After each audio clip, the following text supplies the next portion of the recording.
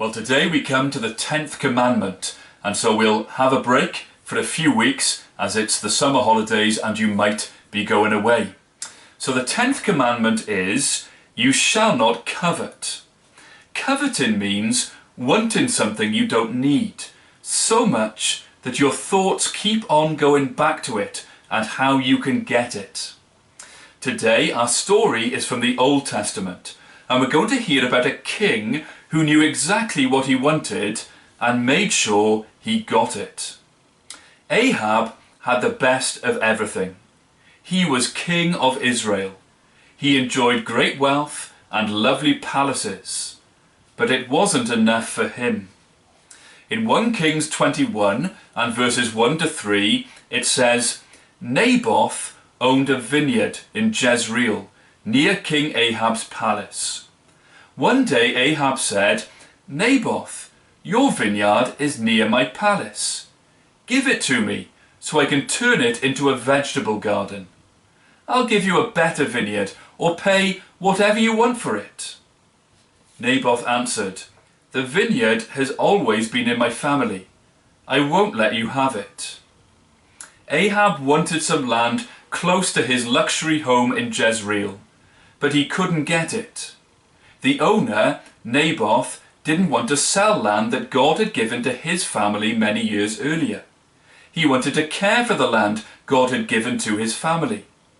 Even when he was offered a better garden and lots of money, he still wouldn't sell it. That made Ahab mad. 1 Kings 21 verse 4 says, So Ahab went home, angry and depressed because of what Naboth had told him. He lay on his bed, just staring at the wall and refusing to eat a thing. We all know what it is to want something we haven't got. It's called coveting. Coveting is breaking one of God's commands. We should learn to be content with what we have. We should be more grateful for the things we do have rather than wishing for more. In verses 5 to 7 we read this. Jezebel, that's Ahab's wife, came in and asked, What's wrong? Why don't you eat?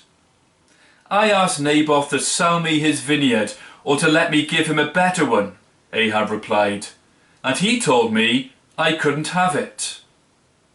Aren't you the king of Israel? Jezebel asked.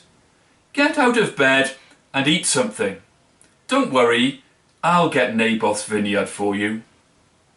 Jezebel, Ahab's wife, had grown up in a land where they worshipped idols and didn't live by the rules God had given to the Israelites. She decided to sort things out and didn't mind what she did to get her own way. Ahab should have accepted that he couldn't have the land. Instead, he left it to Jezebel, who did something really awful. 1 Kings 21, 8 to 14 says this. Jezebel wrote a letter to each of the leaders of the town where Naboth lived. In the letter she said, Call everyone together and tell them to go without eating today. When they come together, give Naboth a seat at the front. Have 2 liars sit across from him and swear that Naboth has cursed God and the king. Then take Naboth outside and stone him to death. She signed Ahab's name to the letters and sealed them with his seal. Then she sent them to the town leaders. After receiving her letters, they did exactly what she asked. They told the people that it was a day to go without eating, and when they all came together, they seated Naboth at the front. The 2 liars came in and sat across from Naboth. Then they accused him of cursing God and the king. So the people dragged Naboth outside and stoned him to death. The leaders of Jezreel sent a message back to Jezebel that said, Naboth is dead.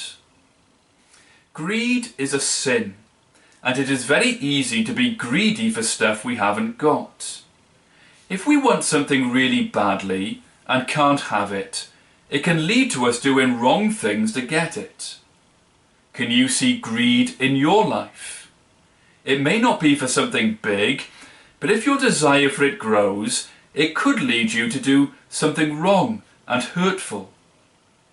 Sometimes we hear of people who kill other people to get what they want. Then they suffer for what they have done, just as Ahab did. He must have thought he had got away with it when he walked into the vineyard after Naboth's murder. He probably felt fantastic at getting his hands on it. But he had given no thought to God at all. 1 Kings 21 says this, "The Lord said to Elijah the prophet, King Ahab of Israel is in Naboth's vineyard right now, taking it over. Go tell him that I say, Ahab, you murdered Naboth and took his property. And so, in the very spot where dogs licked up Naboth's blood, they will lick up your blood." When Elijah found him, Ahab said, "So, my enemy, you found me at last." Elijah answered, "Yes, I did, Ahab. You have managed to do everything the Lord hates. Now you will be punished. You and every man and boy in your family will die, whether slave or free. Your whole family will be wiped out, just like the families of King Jeroboam and King Baasha. You've made the Lord very angry by sinning and causing the Israelites to sin."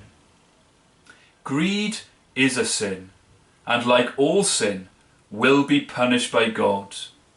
It isn't only big things that we do wrong. Being discontented with what we have displeases God. He has given us so many wonderful things to enjoy. If you spend more time wishing for the things you haven't got, instead of enjoying what you have, stop. Learn to be grateful for what you have, and learn to be content.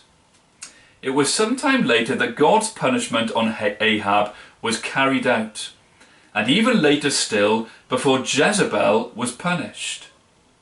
God always punishes sin. It is good to know that we can ask God to forgive us. And if we trust Jesus, we know that he's been punished in our place. And we know that God will help us to be content.